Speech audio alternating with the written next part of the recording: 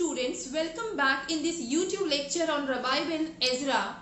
And as you saw that in my previous video, I discussed Browning's philosophy of life, and we came to know that life is to be understood in totality, in terms of whole, and this whole is definitely made up of parts, and unless we are going to have excellent performance in different parts of our life, we are not going to have that perfect whole, right? So youth is having its responsibilities and duties, old age is having its goal.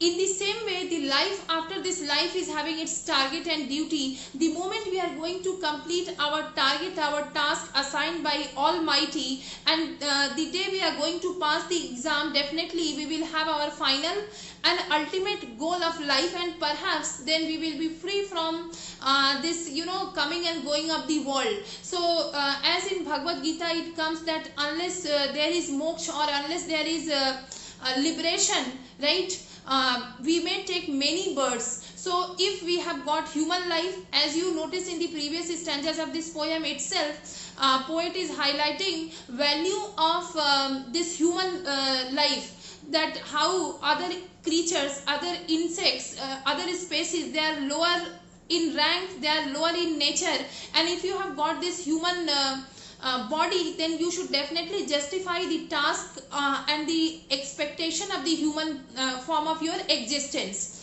So that means the superiority of the human body is highlighted. And now I take stanza number 7 from where I have to start.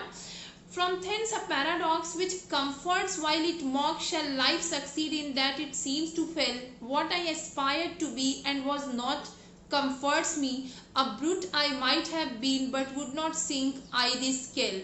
So here poet says that I have derived a conclusion on the basis of my above discussions, and this conclusion is paradoxical in nature.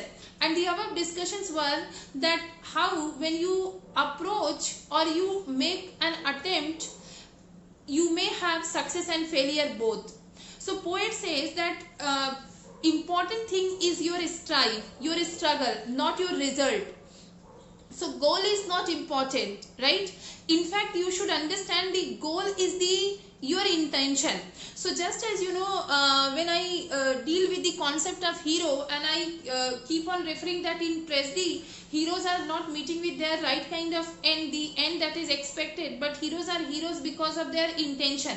And not only in the tragedies, but anywhere in the life, when your intentions are fair, right, when your attitude is fair, when your wish, your desire is very of transparent nature, right, then you are really having this heroism. So in the same way, poet says that when you make an attempt, you should not be worried about your result, that I'll be failed or I'll be successful. Rather, you should think about your just performance. Your performance is most important, right? So here philosophy of action is in center. Just as in Bhagavad Gita it comes that action is more important, right? So there is no beginning and no ending, and life is a middle part, and we are given this life for our performance of the action. So keep on performing your act, and don't think about fruit of your action. God is there with his diary, and he always keeps record of your action and will do justice accordingly. If not in this life, then Browning says then after this life. So he says that don't get worried, and just my conclusion may appear to you paradoxical in nature. That means opposite, that how success and failure both are equal, both are the two poles. But he says that no, this is the greatest solace and greatest comfort, and this very attitude, if you will nurture, you will develop within yourself, that means once again you are going to highlight distinction of yourself with the others species, with the beast and animals. So this is the difference between human beings and animals, that you are not here to gratify your physical and your mental just desire, right? You are here looking after the things in totality, right, in completion. And when you are looking after things in completion, then not, if not in this birth, then in next birth, then in next birth, maybe after this life you are not going to have birth. So God keeps record, and I think the philosophy of action of Bhagavad Gita is most important light in which we may understand here Browning's philosophy. So moving ahead, yes, what is he but a brute whose flesh has soul to suit, whose spirit works lest arms and legs won't play? To man propose this test, the body at its best, how far can thy project thy soul on its lone way? So now poet moves ahead, and through this character Rabbi Ben Ezra, the idea that comes out, he says that if body and soul, they are reciprocating to each other in equal degree, then what is the distinction between soul and body? Meaning to say that again the same idea, that the difference between animals and human beings, like if animals, they are feeling any such physical desire, feeling empty stomach, and the moment food is offered to them, to the beasts and animals, they will gratify their stomach, and after that their rational part of the mind and their thinking process will get stopped, and they will not just move for future days, they will not do planning of that. But if you are a human being, if you are a thinking being, if you have soul in your body, not only thinking being, but if you have soul in your body, then definitely you are not going to satisfy with this very expression, like your current need is satisfied and then you forget all the worries and tensions of your life. No, if you look after the journey of a sage, of a seer, of a yogi, of any saintly figure, you will find that saintly figures are never satisfied. Just as you look at Buddha, what happened, that Buddha was the son of the Buddha was the son of the king Sudodhan, and the moment oracle took place at the time of his birth, that he will take renunciation, at that time Sudodhan tried his best to keep away Buddha from all the worries, tension and care, problem of the life. But what happened, that Buddha, he kept on renouncing the thing, he kept on living the things in his life. So it happens that when your one question is satisfied, means you find answer of your one question, then if you are a seeker of the spirituality, then another question will take place in your mind. So why I referred here Buddha, that one after another many questions came to him. If he used to get answer of one, then another question takes birth in his mind. So this is the faculty of human soul, or this is what you may say the journey of spirituality, where relentlessly, in unstopping manner, you are going to have number of questions, and the day you are going to have answer of all of your questions, perhaps you will realize immortality of soul.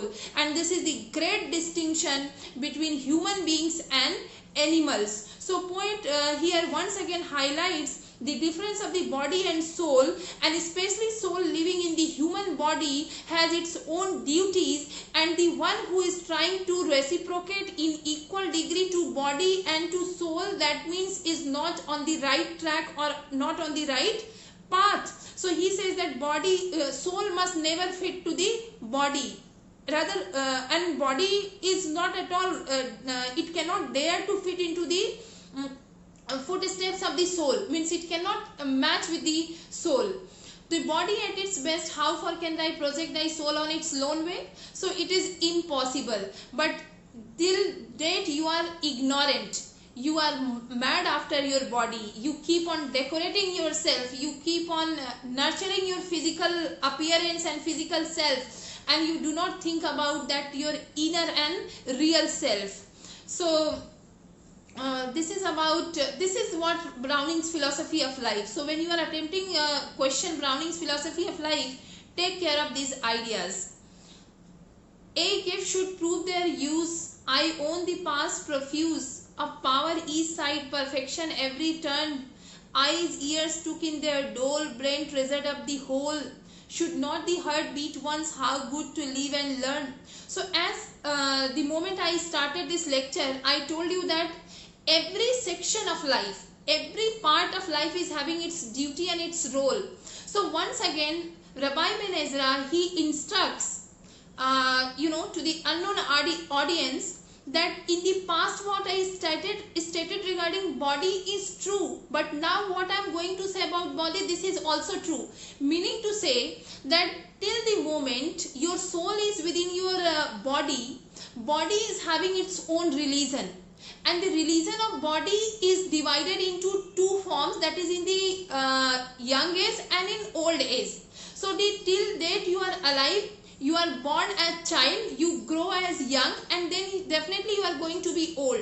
So he says that the time you are young, you are in the form of body, initial of your journey. What happens that your eyes and ears and brain, that means all the five senses of human body, they function very well. So what happens when you enter in the old age, slowly and gradually your senses they start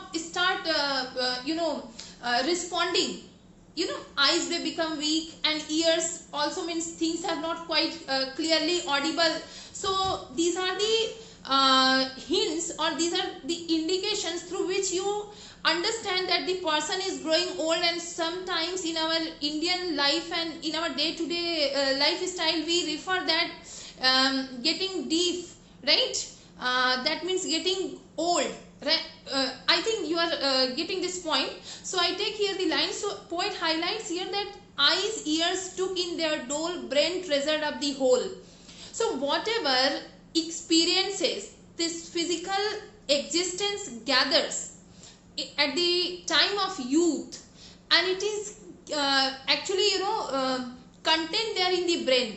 So when somebody says that I have not turned my hair grey in the sunlight, right, in the heat of the sun, I have not turned my hair grey. So poet here says that unless you are in your youth, in your young age, you cannot be experienced person.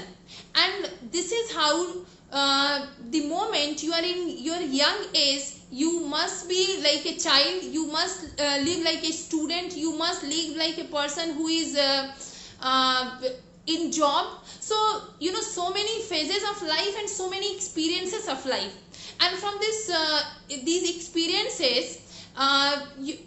experiences that you collect there in your brain, it definitely helps you in your old age. So poet here says that experience matters a lot, and this experience comes through the young age. And this young age, that means at that time you are definitely alive in the form of body. So body is also having its duty and role, and we should understand that. Now in this stanza, next one, poet glorifies God, and I will say that another very important stanza from this poem, Rabbi Ben Ezra. Not once beat praise be thine, I see the whole design. I who saw power see now love perfect too. Perfect I call thy plan. Thanks that I was a man. Maker, remake, complete, I trust what thou shalt do. So here poet once again through this character Rabbi Ben Ezra highlights the wholeness, the totality, the concept of organism, right? And he calls God as the perfect person, providence, maker of us, maker of each and everything. So he says that, O Almighty, you are my Father, you are my God, you have given this life, and my supreme duty is what? To surrender myself. So total surrender, complete bhakti marg, right? He's sounding like that devotional poets. So he says that praise be thine, and I'm your servant, I'm your son, I'm your child, and I must always praise you whatever the scene and circumstances and whatever situation comes. That means if you are punishing me for something, that time also I must accept that punishment, because it is yours plan, and whatever is yours, there is no such question from my side. So if you find that somebody is ugly, somebody is beautiful, somebody is poor, somebody is rich, somebody is billionaire, millionaire, so so many discrepancies and so many distinctions and dichotomies we find in our life. So poet says that it is so because God has designed this world in totality. So I keep on referring that this world is like a canvas and the painting is made by ultimate painter who is God. So he has made the things in equal order, and order cannot be established without binary oppositions. So if contraries, I think William Blake should be referred here, that if contraries are missing in the human life, no progression without contradiction. So he says that when one part is good, then definitely another part is going to be worse or bad. And whatever it is, we should accept, because God has this plan in totality. God has this plan in completion. So I who saw power see now love perfect too. And love is one such medium through which one may achieve God. So we have many such examples from our devotional world of poetry. Mirabai, Suli Upar Sej Piyaki. So the kind of love that Mirabai has shown for Krishna, and this world is actually like thorn. This world is like sulis. Many sulis are available to us. And unless you cross these sulis, you cannot have merger with your Almighty. You cannot have merger with God.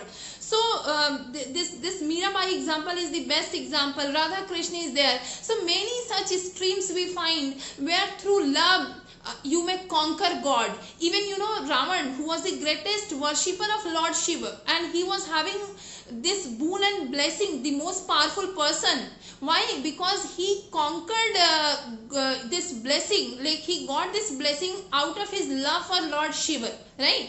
And this is the Maya that God created. Okay, so I hope enough explanation is here. Perfect I call thy plan, maker, remake, complete, I trust what thou shalt do. So God, this creation never stops. Maker, remake, complete. That means we come here on this earth, we live our span of life, that is average age 60 to 70, and after that we leave this world. But it doesn't mean that life stops here on this earth. It keeps on going. So making, remaking. Just as in Gitanjali is Rabindranath Tagore, the first line which comes, and Tagore writes that how God is playing with this glass, and he takes the image of the vessel. Rabindranath Tagore takes the image of the vessel, and the poem is Gitanjali, the first line, and he says that it seems that God is playing this game of hide and seek with us.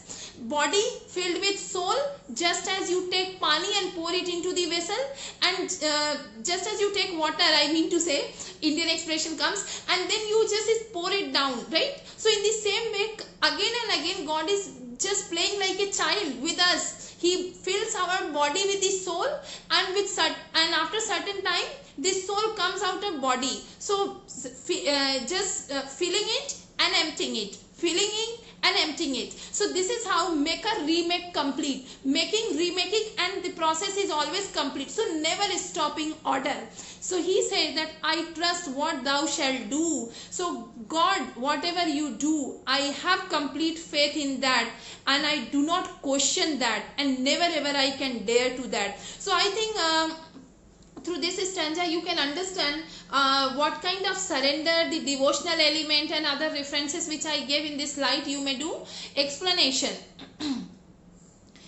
Now next one.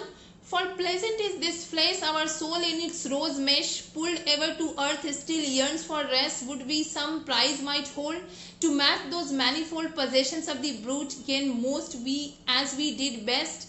So again here poet just praises, that means Rabbi Ben Ezra declares that flesh is not altogether bad. This body function is not altogether to be declared as worst or not meaningful. It has its own meaning, and the reason is that the poet describes it as like rose mesh. So the soul, which is part and parcel of that macrocosm, which lives here in the form of micro in our body. So our body just like the bed of rose to our soul, right? Because it keeps this body keeps this soul inside its own territory. So he says that this time means many such aspirations, dream, body is having, and the difference which poet has already pointed out, that body and soul, they should be taken differently. Body is having its own dharma, its own religion, and soul is having its own religion. So he says that many such things are there, but the difference is quite noticeable.